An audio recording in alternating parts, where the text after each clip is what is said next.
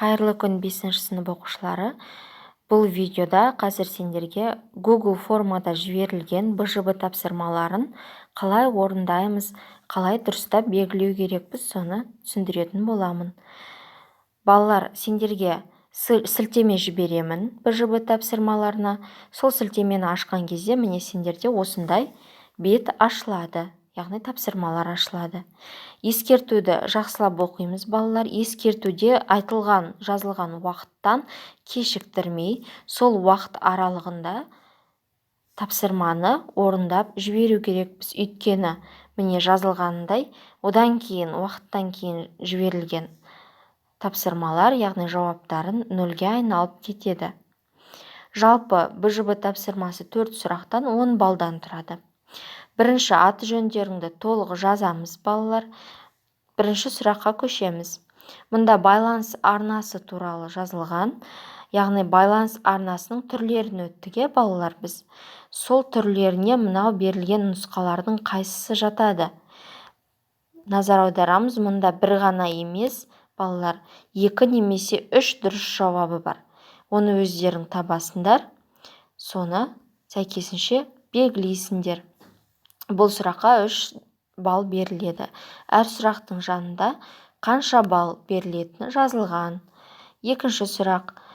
Міне жағдаят берілген, балалар. Міне төмендегі жағдаятты оқып деген, мынау бізде берілген жағдаят. Осыны оқимыз. Ақпаратты тасымалдау тараптарын сәйкестендіріп белгіле. Яғни бізде ақпаратты берген кезде ақпараттың көзі байланыс каналы болады, және ақпаратты алушы болады. Міне мына жағдаят бойынша бізде ақпараттың көзі кім, ақпаратты алушы кім, байланыс арнасы не екенін белгілеу керекпіз. Мысалы, ақпараттың көзі Асқар ма, кім? Ақпараттың алушы кім, Зере ма? Байланыс каналы телефон байланысы болса, міне осылай белгілейсіңдер, балалар. Міне осылай белгілейсіңдер. Келесі, Морзе шифрін біз өттік. Шифрлеу, дешифрлеу.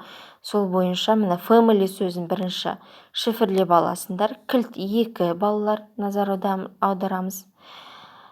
Family сөзін шифрлейміз. Ал мынау берілген HTKGPF сөзін дешифрлейміз. Осыларды шифрлеп дешифрлеген кезде қандай 2 сөз шығады? Міне бұл жерде де біз 2 сөзді белгілеу керекпіз. Мысалы, flower friend шыға ма? Немесе friend, мысалы, HCOKNA деген осы екеуінен шифрленген, дешифрленген сөздер шыға ма? 2 нұсқаны белгілейміз. Келесі, екілік кодтау, яғни екілік ақпараты ұсынуды біз өттік. Мына берілген кескінді F деп жазылып тұр, кескінде. Осыны біз екілік кодтаудағы нұсқасын таңдау керекпіз. Бұл жерде бір ғана дұрыс жауап болады, балалар, назар аударамыз. Осылай барлығын белгілеп болғаннан кейін отправить батырмасын басасыңдар, маған бірден жауаптарын келіп түседі. Балалар, уақыттан кешікпей, бір рет қана орындап жібереміз. Мұқият назар салып орындаңдар. Барлығыңа сәттілік.